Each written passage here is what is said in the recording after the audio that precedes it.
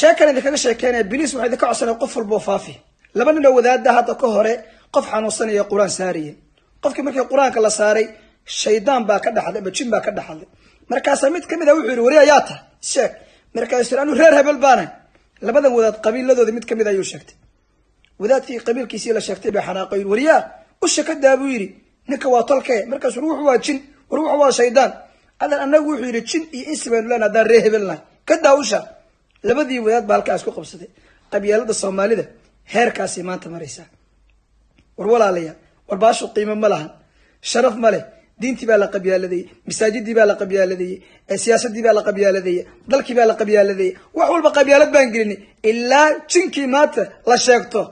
kaliibkan walaal ilaahay darti u faafi Soomaali xanuunka ay weeyaan cid walba ha gaarto jazaakumullahu khayran walaal ilaahay darti u faafi qof walba ha gaarto maqaalkan iyo hadalkaas